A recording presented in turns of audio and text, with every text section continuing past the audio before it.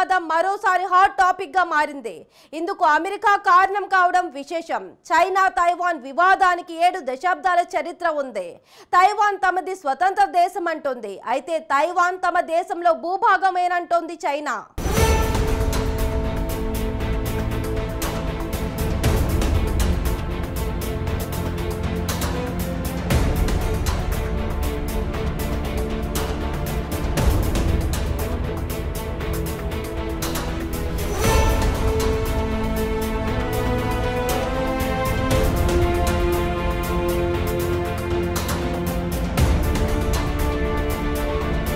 China Taiwan వివాదం మరోసారి తెరమీదకొచ్చింది.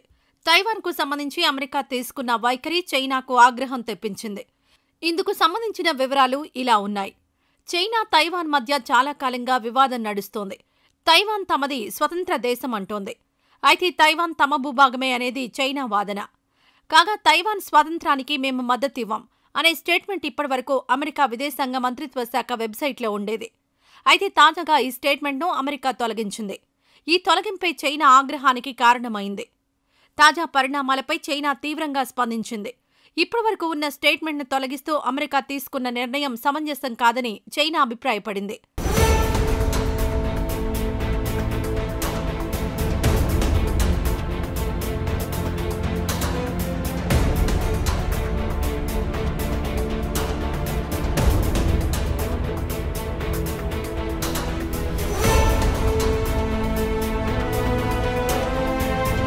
అంతేకాదు తైవాన్ వేర్పాటు వాదానికి మద్దతిచ్చే వారికి అమెరికా నిర్వాకం తప్పుడు సంకేతాలు పంపుతుందని చైనా వ్యాఖ్యానించింది. దీనిని అమెరికా వెంటనే సరిచేసుకోవాలని చైనా కోరింది. తొలగించిన స్టేట్మెంట్ను మరలా పెట్టాలని చైనా కోరింది. అయితే తైవాన్ స్వాతంత్రానికి మేము మద్దతివ్వం అనే స్టేట్మెంట్ను తొలగించడం వెనుక ఎటువంటి దురుద్దేశాలు లేవని అమెరికా పేర్కొంది. దీనిని రొటీన్గా జరిగిన అప్డేట్గా అమెరికా అభివర్ణించింది. తాము వన్ చైనా పాలసీకి కట్టుబడి ఉన్నామని అమెరికా విదేశాంగ మంత్రిత్వ శాఖ వెల్లడించింది.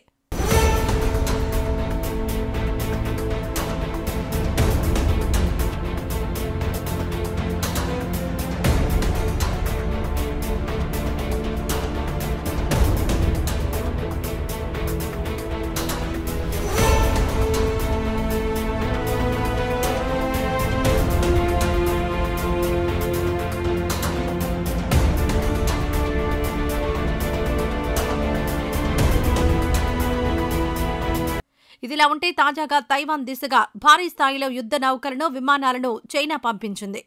ఈ విషయాన్ని తైవాన్ రక్షణ శాఖ వెల్లడించింది. చైనా తైవాన్ మధ్య వివాదం ఇప్పటిది కాదు. 7 దశాబ్దాల నుంచి ఈ వివాదం నడుస్తోంది. వాస్తవానికి తైవాన్ దక్షిణ చైనా సముద్రంలోని ఓ ద్వీపం.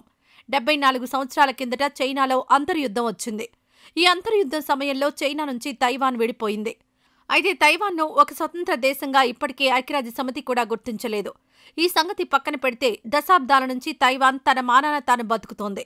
ఏ విషయంలోనూ చైనాపై ఆధారపడడం లేదు.